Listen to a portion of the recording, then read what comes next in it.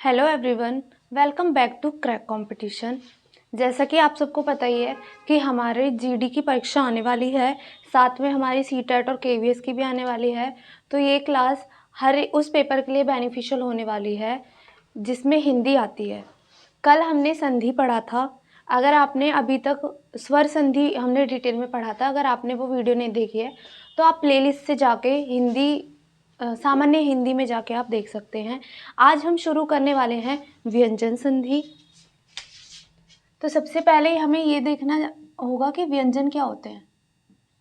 व्यंजन संधि, अगर आपको अभी भी स्वर और व्यंजन में दिक्कत आती है तो आप प्लेलिस्ट से जाके देख सकते हो, क्योंकि आपको व्यंजन संधि तभी आपको समझ आएगी जब आपको स्वर और व्यंजन का अच्छी तरह से ज्ञान होगा। ठीक है। अगर हम व्यंजन संधि की बात करते हैं तो कल हम ये बात कर चुके थे कि संधि में एक शब्द यहाँ होता है, एक शब्द यहाँ होता है और बीच में हम प्लस का साइन लगा के हम संधि करते हैं।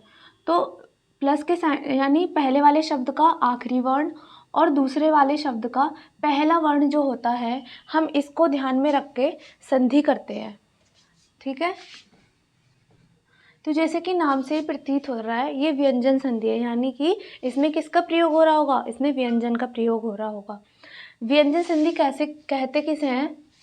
तो व्यंजन के साथ स्वर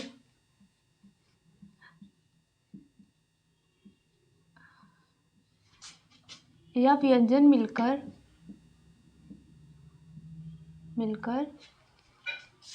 विकार उत्पन्न करते हैं। विकार उत्पन्न करना यानी कि कुछ ना कुछ परिवर्तन उत्पन्न करते हैं। ठीक है।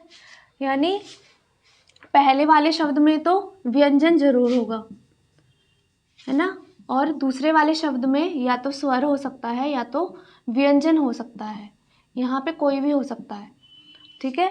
और तो अगर आपको प्रश्न ऐसे पूछा जाता है, स्वर संधि को डिटेल में पूछ लिया जाता है, लेकिन व्यंजन और विसर्ग संधि को ज़्यादा डिटेल में नहीं पूछा जाता है, क्योंकि इसके बहुत सारे रूल्स होते हैं और उतना पॉसिबल भी नहीं है करना। तो हम इम्पोर्टेंट रूल्स को करेंगे। ठीक है। तो व्यंजन संधि में कैसे पूछ लिया जाता है, एक आपको शब्द दे दिया जाएगा या फिर एक आपको संधि दे दी जाएगी और पूछा जाएगा कि इनमें से कौन सी व्यंजन संधि है। तो हम इसी से पता लगा लेंगे। अगर इधर व्यंजन दिया हुआ है आपको पहले शब्द में, यानी कि वो व्यंजन संधि होगी। व्यंजन संधि क्या होती है, ये सबको समझ आ गया? आगे होगा।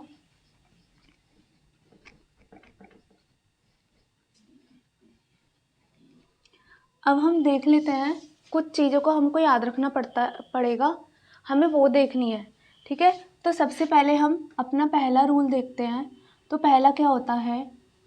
वर्ग का, अब देखो वर्ग क्या होता है, एक वर्ग में कितने वर्ण होते हैं, ये अगर आपको पता नहीं है तो आपको फिर संधि नहीं समझ आएगी। तो पहले आप प्लेलिस्ट से जाके स्वर और व्यंजन देख लो, छोटी छोटी वीडियोस हैं, बस कॉन्सेप्ट क्लियर करने के लिए बनाई गई हैं। ठीक है। तो फिर भी मैं एक बार बता देती हूँ, जो वर्ग होते हैं उनको याद रखने का, 5 वर्ग होते हैं और एक वर्ग में 5 ही वर्ण होते हैं। उनको याद रखने की ट्रिक होती है, कच्चा टमाटर तवे पर पकाया। कच्चा, तो एक सेकंड, कच्चा टमाटर, देखो कच्चा टमाटर तवे पे पकाया, ये इसकी ट्रिक याद होती है। कैस में आ जाएगा कै वर्ग। कै वर्ग क्या होता है, यानी कै वाले जो 5 अक्षर है, जैसे का, खा, गा, घा और ण। ठीक है। च से होता है चै वर्ग, जिसमें कि च वाले आ जाते हैं, च, छ, ज, झ और ये वाला। ठीक है। वैसे ही इनके भी होते हैं, तो आप प्ले लिस्ट से जाके आप देख सकते हो, क्योंकि हमारे पास इतना टाइम नहीं है। तो इसमें हम कहना क्या चाहते हैं, वर्ग का पहला वर्ण तीसरे में परिवर्तित हो जाता है, तीसरे में परिवर्तित हो जाता है, ठीक है, परिवर्तित हो जाता है। कैसे हो जाता है हम वो देखेंगे। पहला वर्ग क्या होगा, जैसे इसका पहला वर्ग ये होगा, इसका पहला वर्ग ये होगा, और तीसरा क्या होगा, इसका ये होगा और इसका ये होगा। यानी अगर च है तो वो जय में बदल जाता है, अगर कै है तो वो गै में बदल जाता है। कैसे बदल जाता है अब हम वो देखेंगे।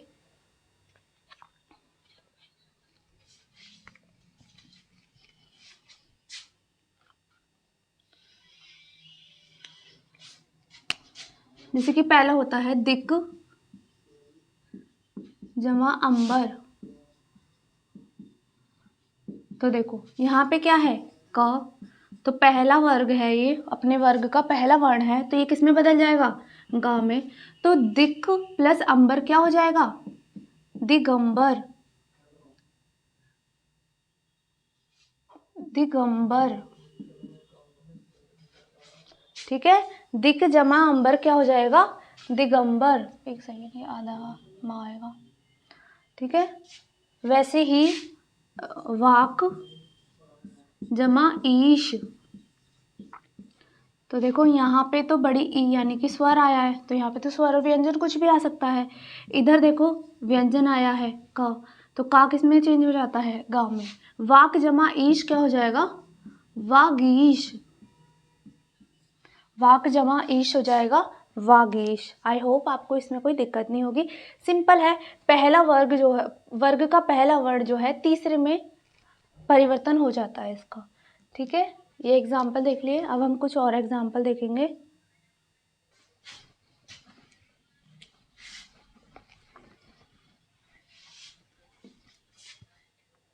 जैसे कि सत्य जमा आचार, ये है तय। तय अपने तय वर्ग का पहला वर्ण है, त थ ध, ता थ द।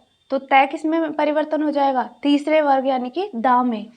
तो सत्य जमा आचार इक्वल टू क्या हो जाएगा, सदाचार, सदाचार। या फिर आपसे इसका उल्टा पूछ लिया जाए, अगर ये पूछ लिया जाए, सदाचार दे दिया जाए कि इसकी संधि कीजिए, तो हम ये देख लेंगे सदाचार। तो जो द है ये अपना तीसरा वर्ण है, तो हमें याद आएगा कि रूल ये था कि जो पहला वर्ण है वो तीसरे में यूज हो परिवर्तन हो जाता है, तो तीसरा किस में हो जाएगा, पहले में।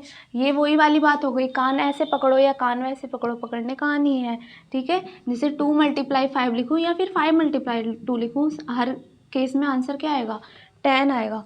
तो वैसे ही जैसे पहला वर्ग का पहला वर्ण तीसरे में परिवर्तन हो जाता है, वैसे ही तीसरा भी पहले में परिवर्तन हो जाता है, ठीक है। तो कैसे भी पूछा जाए आपको कॉन्सेप्ट क्लियर होना चाहिए बस।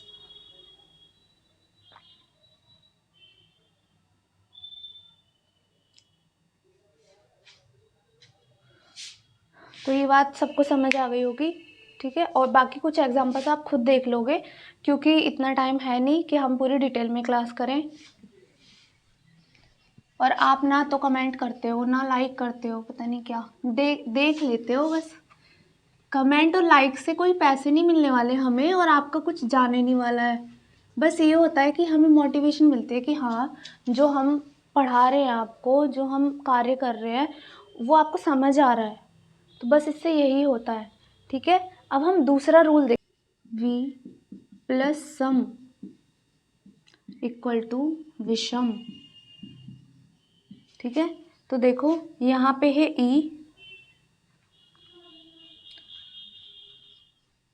यहाँ पे है सम, तो ये क्या हो गया, ये वाला सै किस में परिवर्तित हो गया, शैत से षटकोण वाले सै में परिवर्तन हो गया है इसका, ठीक है।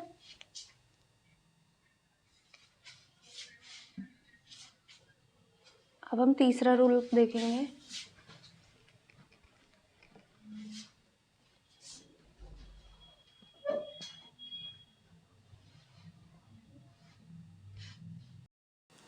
तो अब हम अगला रूल देखते हैं, ठीक है। तो अगला रूल जो हमारा कहता है,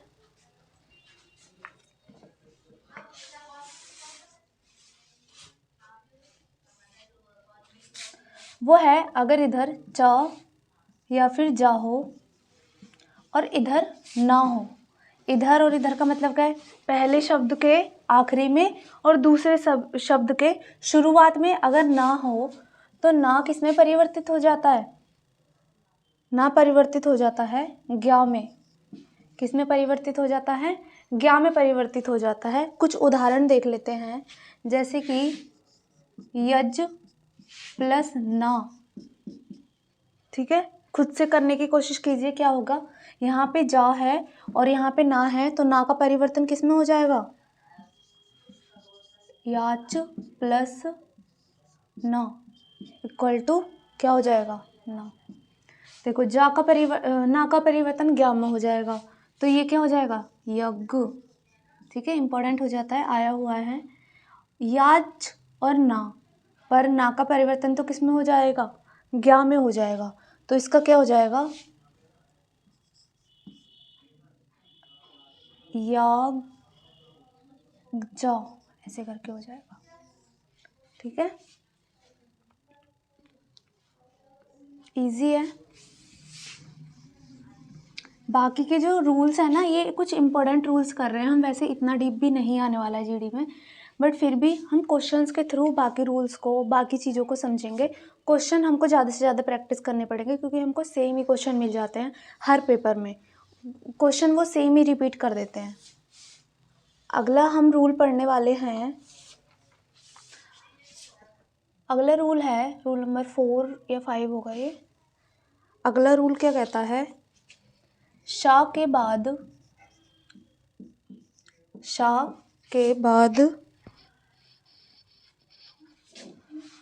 ता या फिर ता या क्या आए, था आए, तो टा और ठा हो जाता है, यानी पहले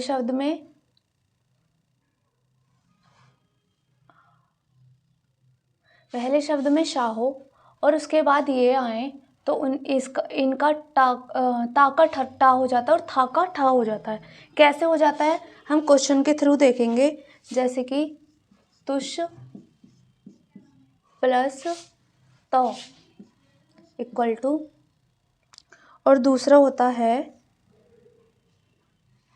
शश प्लस च, सॉरी था। तो देखो ता का परिवर्तन किस में होएगा, टा में, तो तुष प्लस टा, इधर शा है और इधर ता है, तो ये किस में परिवर्तन हो जाएगा, ये हो जाएगा तुष्ट, ता का परिवर्तन टा में हो गया। वैसे ही षट प्लस था का परिवर्तन ठा में हो जाएगा, तो ये क्या हो जाएगा, षष्ठ, ठीक है। अभी आपको एकदम से नहीं समझ आएगा, क्योंकि आप पहली बार कर रहे हो ऐसे, लेकिन आप 2-3 बार जब इसको रिवाइज करोगे तो फिर आपको समझ आ जाएगा। बस आपको इतना तो याद रखना है कि अगर इधर पहले वाले शब्द में शा हो तो ता का टा हो जाता है और था का ठा हो जाता है। और आप कंपटीशन में बैठने वाले, तो इतना तो आपको याद रखना ही पड़ेगा, ठीक है। तो ये हमने व्यंजन संधि देख ली, बाकी हम क्वेश्चंस के थ्रू करेंगे, इतना टाइम नहीं है मेरे को जीडी का पूरा सिलेबस करवाना है, क्योंकि और तो अब तीसरा आ जाता है विसर्ग संधि। देखो विसर्ग संधि पेपर में ज़्यादा नहीं आती है, बहुत कम पूछी जाती है, क्योंकि विसर्ग संधि सिर्फ और सिर्फ संस्कृत में यूज़ होती है, लेकिन हिंदी में भी हम इसको पढ़ते हैं कुछ शब्दों को, ठीक है, क्योंकि तत्सम जो शब्द होते हैं संस्कृत के, वो हिंदी में भी हम पढ़ते हैं। तो विसर्ग संधि का रूल नंबर 1 है कि अगर विसर्ग से पहले ई या ऊ आए और बाद में रा आए तो विसर्ग का लोप हो जाता है। लोप मतलब होता है गायब होना, यानी विसर्ग को ही हम गायब कर देते हैं। कैसे, हम क्वेश्चन के थ्रू देखेंगे कैसे। पहले ई और ओ, जैसे कि नी और रव, तो क्या हो जाएगा नीरव। तो हमने विसर्ग, यहाँ पे विसर्ग था बट हमने यहाँ पे नहीं लगाया है, तो इसका क्या हो गया है, लोप हो गया है।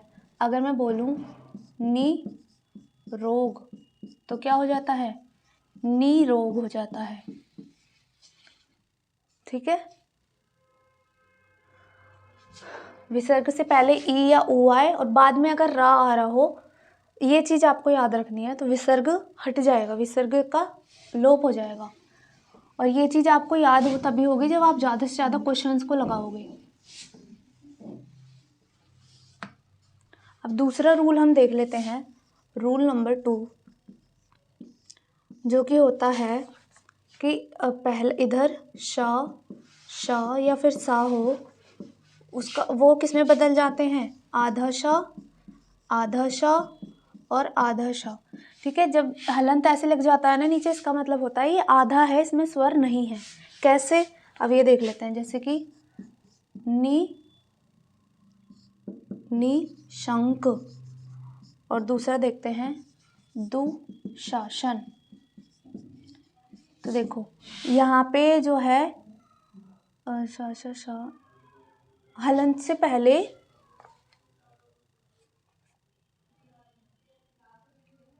देखो यहाँ पे शाह है, ठीक है, हलंत के, तो क्या हो जाएगा, ये आधे में परिवर्तित हो जाएगा। जैसे कि इसमें हो जाएगा निशंक, ये तो है ही, साथ में आधा भी लग जाएगा।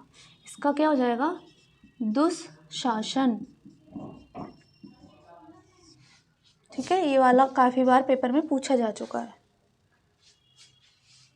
तो ये हमारा रूल नंबर 2 हो जाता है। आई होप आपको ये समझ आ रहा होगा। अगर नहीं आ रहा होगा तो कमेंट करके बता सकते हो, फिर मैं किसी और तरीके से आपको समझाऊंगी। अभी इतना टाइम नहीं है, तो आपको विसर्ग संधि इतना इम्पोर्टेंट भी नहीं है। आपको स्वर संधि मैंने बहुत डिटेल में कराई हुई है, आपको उसको अच्छे से पढ़ना है, क्योंकि वहाँ से ही क्वेश्चन आते हैं। वह रूल नंबर 3 जो कि बहुत इंपॉर्टेंट है। कुछ शब्द ऐसे होते हैं जिनमें जो यूं के यूं ही रहते हैं, यूं के यूं ही रहते हैं।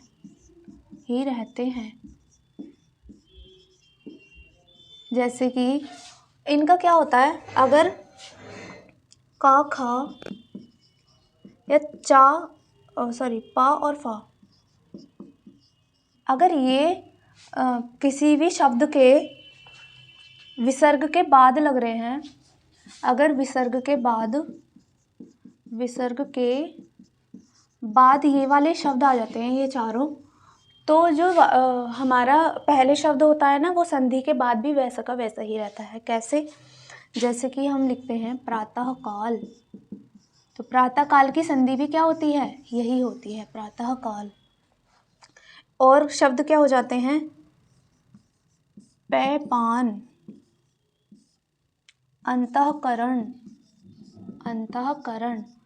तो ये आपको यहाँ पे ता है, यहाँ पे या है, ठीक है, तो सॉरी, यहाँ पे का है, यहाँ पे पा है, यहाँ पे का है, विसर्ग से बाद में देखना है। ठीक है, तो आई होप आपको ये समझ आ गया होगा संधि। अगर आपको अभी भी डाउट है तो आप कमेंट करके पूछ सकते हो, वरना आप इसको 2-3 बार रिवाइज करोगे तो आपको समझ आ जाएगा।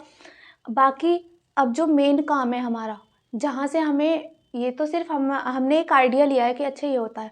हमारा पेपर में जो क्वेश्चन आते हैं ना, वो ऐसे आते हैं, इसकी संधि कीजिए। तो आपको अगर संधि आपने कभी नहीं करी होगी उस शब्द की, तो शायद आप गलत कराओगे। तो हमको ज़्यादा से ज़्यादा क्वेश्चन प्रैक्टिस करने हैं। तो आप प्लेलिस्ट से इसकी पहली वीडियो और इससे पहले और भी जो हिंदी की वीडियोज़ हैं वो देख सकते हैं। वीडियो को ज़्यादा से ज़्यादा शेयर करें, लाइक और कमेंट करना ना भूलें, और बेल आइकन प्रेस कर लें ताकि आपको हर नोटिफिकेशन मिल सके, क्योंकि हम इसके प्रैक्टिस सेट करने वाले हैं और वो आपको तभी पता चलेगा कि हम कब लाने वाले हैं, जब आप कर दोगे। Thank you.